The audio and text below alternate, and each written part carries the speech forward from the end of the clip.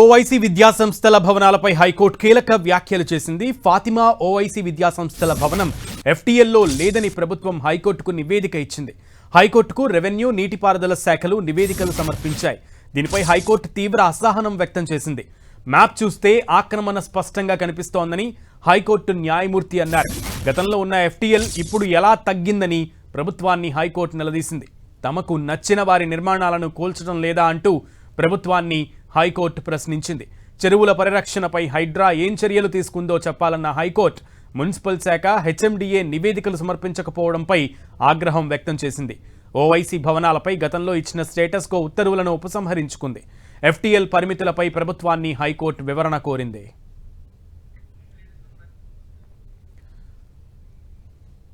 Right, తమకు నచ్చిన వారి నిర్మాణాలను కోల్చడం లేదా అంటూ ప్రభుత్వానికి హైకోర్టు సూటి ప్రశ్న వేసినట్లుగా తెలుస్తోంది. చెరువుల పరిరక్షణపై హైడ్రా ఏం చర్యలు తీసుకుందో హైకోర్టు చెప్పాలంటూ నివేదికను కోరింది. పూర్తి సమాచారం మా ప్రతినిధి కిరణ్ అడిగి తెలుసుకుందాం. కిరణ్.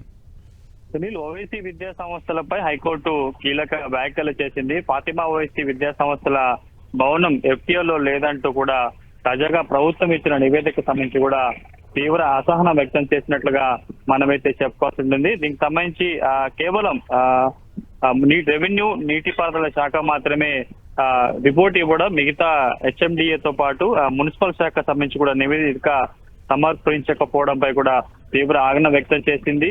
గతంలో ఉన్న ఎఫ్టీఎల్ ఇప్పుడు ఎలా తగ్గిందంటూ కూడా ప్రభుత్వాన్ని నిలదీసింది కోర్టు. దీనికి సంబంధించి తల్కం చెరువు అక్రమ నిర్వహణపై తదుపరి విచారణ సంబంధించి కూడా వాయిదా వేసినట్టుగా చెప్పాల్సి ఉంటుంది. ప్రభుత్వం సంబంధించిన వారు ఎవరైతే ఉంటే వారికి సంబంధించి మార్పులు చేర్పులు చేస్తారంటూ కూడా తీవ్రంగా వ్యాఖ్యించింది. మ్యాప్ చూస్తే ఆక్రమణ స్పష్టంగా కనిపిస్తుంది కదా అంటూ కూడా వ్యాఖ్యలు చేసింది. గతంలో ఉన్న ఎఫ్టీఎల్ సంబంధించి ఇప్పుడు ఎలా తగ్గిందంటూ కూడా ప్రభుత్వాన్ని నిలదీసింది. సంబంధించి పూర్తి స్థాయిలో కూడా 4 వారాల తర్వాత మరొకసారి విచారణ చేస్తామని చెప్తూ, అదేవిధంగా గతంలో ఈ ఓవైసీ భవనాలకు సంబంధించి కూడా ఇచ్చిన స్టేటస్ కో ఉత్తర్వులను హైకోర్టు ఉపసంహరించుకుంది.